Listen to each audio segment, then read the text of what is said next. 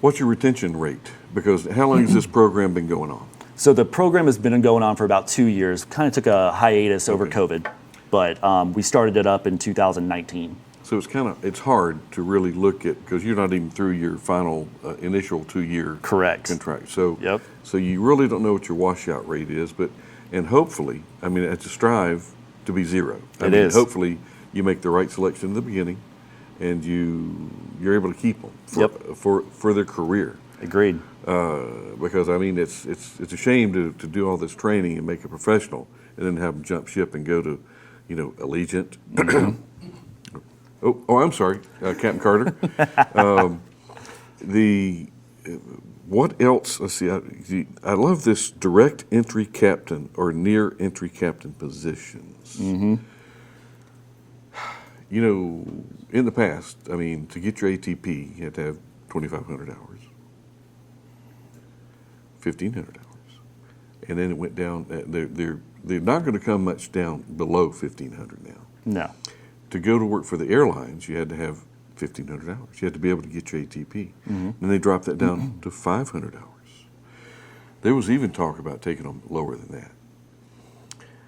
How low can we go before we start to have brain drain of a very, very serious level? Because you got a highly experienced person in the left seat, a very minimally experienced in the right seat. That's really not the spot to train when you got people paying for tickets behind you. How do you deal with that? And what is your minimum entry level? So minimum entry level for a first officer is sitting at ATP mins. So depending on where you went to school, where you built your flight time, if you came from the military, but we call it the 1,500-hour rule. So you have to have at least 1,500 hours total time, and then the caveats that go with that to become an ATP and a pilot for an airline. So that's that's the rule at this point.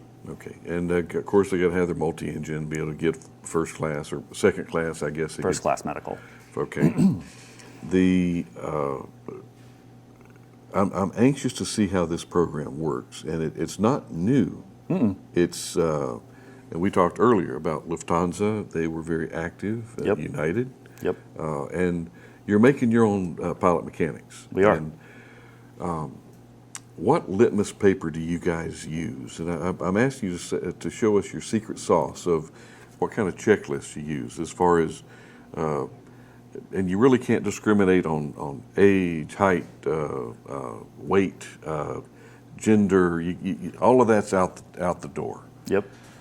However, I mean, there's got to be some limitation. Military, they wouldn't take a certain stature person into a flight position. They just didn't fit in the cockpit. Yep. How do you get around that, being the talent acquisition director? We're very carefully. So, with the different programs we have different requirements. Obviously, you're going to come in and you're going to do an interview with a recruiter, whether you're a mechanic or you're a pilot. And you're going to come and interview with us. Now, they each have their own different sets of interview techniques. They have their own different sets of requirements that they have to go through. However, the biggest thing we're going to look at is, what have you been doing? Have you been out there in the community? What's your education like? Who have you helped? What's your passion? We want to know these things. Have you ever had a job? Yeah, or that. Have you ever had a job? Now, there's a lot of people that are coming out of high school and, getting ready to figure out what they want to do the rest of their lives. And, we don't know what we're doing the rest of our lives, but these guys do. And they come to us and they have a want. They want to be a part of the aviation community. You just don't know how to do it. And we kind of teach them how to do it. We teach them how to get there, and we put them not only with us. We have to make sure they fit our culture, but we also have to make sure they're going to be successful. They're going to be able to do the math. They're going to be able to, have that conversation. How are their skills, their interpersonal skills? I mean, you're going to be stuck in a cockpit or, up in the engine cowling trying to fix something with a team member. We want to make sure you can do that. And those are kind of just the little things we catch on to as recruiters, is we're able to see those things, and we're going to see if you fit with our culture. Do you mesh with our people well? And it's interesting to watch because the culture changes. Piedmont has changed from the time that I started with them in 2015 till now. We're a completely different company, but the people have never once been not amazing. They are great people to work with. It seems to have been that way, and as I mentioned before we got here, Piedmont, we knew the chief pilot for Piedmont back when they took their first 737. It was the first jet service as they were coming out of their F-27s in Winston-Salem. And it has always had a good feel about it at Piedmont. Yep. And what do you guys do? And you mentioned the C word, culture. Yep. And we here at the FAA, well, FAA, not FAA anymore, but safety culture. And it's really, really important for the company to maintain that safety culture image. And how do you, I know it's already been kind of installed, it's kind of heritage, but what do you do to perpetuate that? When you start seeing something that goes and starts approaching the boundaries, how much effort do you do to pull them back in, or do you cut them out? So safety culture is extremely important. And we talked a little bit about this earlier. I've come from a safety background. I was actually in the safety department before I was in talent acquisition. So being able to see what the culture was like and understanding that even our leadership is committed to SMS and the safety culture of the airline, because everybody says safety is our number one priority, right? And it is the most important piece of our organization. We wouldn't have an airline if we weren't safe. But we ensure that we have this big SMS program. We have ASAP and all of these other pieces that go along with it to open the lines of communication, because we have to be able to learn from our mistakes. And if we don't, then we're doomed to repeat them, right? So the culture of it itself, we instill that right off the bat. Being able to tell our employees or our team members that your job in SMS is to observe and report. We want to make sure that we have those open lines of communication. We're not stopping that communication, because when we do, we clam up. Everybody feels like they're doing something wrong, and then we're not talking to each other, and that's when we have a problem. So making sure we instill that into the people that are coming to us, and understanding that, hey, we are a safety-oriented airline, and that is the number one piece. We have to make sure that even the people that don't work for us understand that. So our cadets, they're not employees, but they're part of the family. So starting out from the very beginning with safety culture and understanding how important it is for our employees and our livelihood at that, for the entire industry, we start that early. The true test with some of your new people that come in, and you have an apprentice or a new mechanic, been in the job for a couple weeks now, and they're carrying a box out to the airplane to install, a box, avionics box, $50,000 box. Oops, they drop it. Oh no, did you hear what happened to Tyler? Yeah, he dropped that box going into the avionics bay, and it's trash, man. What, did they fire him? No, they promoted him because he reported it, because nobody saw it happen. And they had to go back and check the cameras out to make sure that it did happen. But he reported it on his own because he could. Nobody saw me do it. So and the box isn't damaged on the outside anyway. It was trashed inside, and they could just plug it in and I don't know, just failed when we spooled it up. It didn't pass the smoke test. Yep. But that's so important to not perpetuate making mistakes, but when they make a mistake, to report it, track it. Why did this happen? You had soap on your hands. Oh, okay. Number one, never go to the bathroom and wash your hands before you're going to go take a box out to plug it into the airplane. That won't happen again. Well, that's all SMS, right? Sure. We want to figure out why it happened. What lined up to make that trip occur, right? Was there something on the floor? Did you have soap on your hands? It goes back and forth. Yeah, and Tyler, but I cannot tell you the times that in the old days, the old timers, we fired Tyler. He's out of here. Yeah, he will never drop another box on us again. Those days are gone. Correct. Now, if that's the third time Tyler's dropped a box, now we might have a retention problem. But the quality of life improvements, and it's important that to me to hear that the airlines are concerned about their people's quality of life. That means you pay them well, you give them food for thought, you give them inspiration to carry on and do better. Some people, they're perfectly content doing what they're doing from now for the next 30 or 40 years or however it changes, or there's others that want to do more and more and more and more.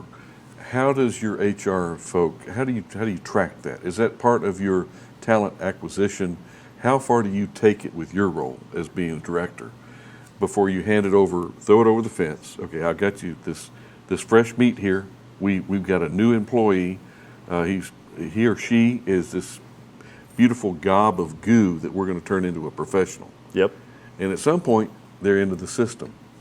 How well does Piedmont track that person through their career path with the airline? I mean, we can see it all. I mean, technology is great, right? We can start someone from day one, and we can see their career progress throughout, and we can see everything in between. With that being said, we rely on our managers, we rely on our leadership to really make sure they're teaching what these people need to know and to continue on the culture that we have fostered throughout. We have three things that we do. We are caring, we're compliant, and we communicate. Those are the three things that we live by at Piedmont.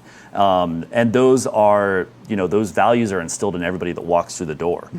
We want to care for our people. We want to make sure we're compliant because that's safe, right? And we want to communicate because when you're not communicating, things go wrong. We know that in the cockpit. We know that in the hangar. We know that throughout life. If you're not talking, we may have a problem.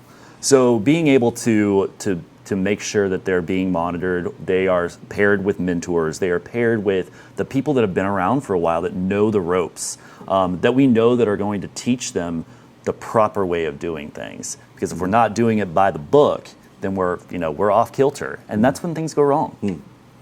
Tyler, I'll put you on the spot here. Give me some numbers. What are we talking about? Numbers of employees, number of aircraft, routes, your route structure. I guess you took over from Henson. We did. Okay.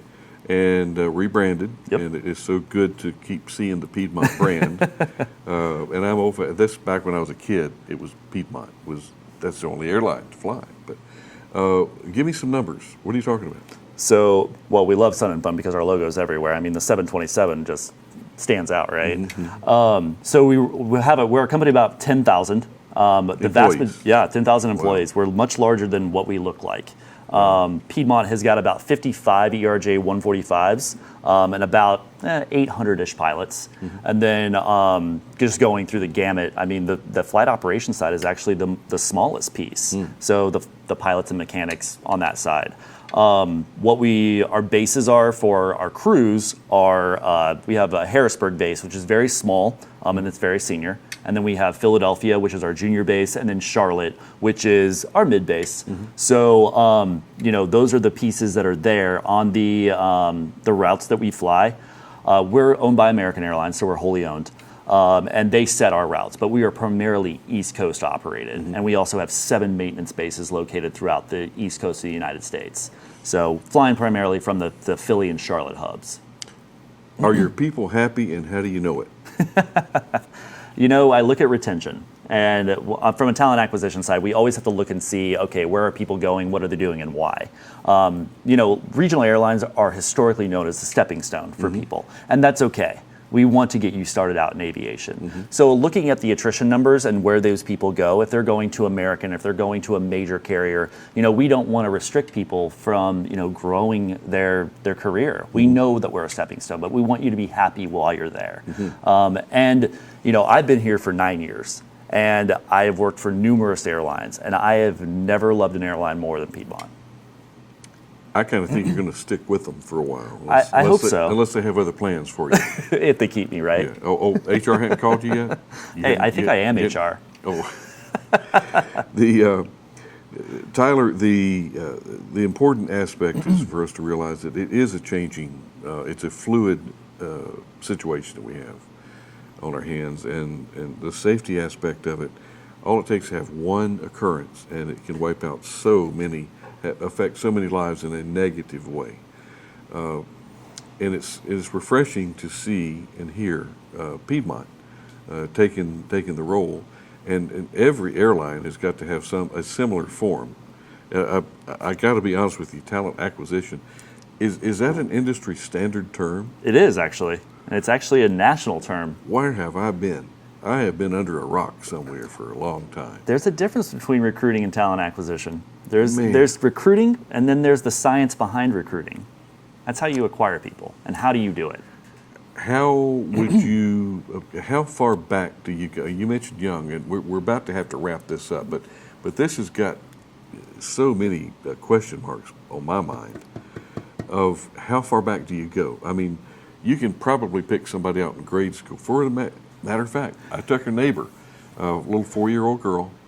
She wanted to go flying so bad, but I would have to put so many pillows up to strap her in, and mom and dad were nervous, a little 2-passenger aircraft. But I did take her taxiing.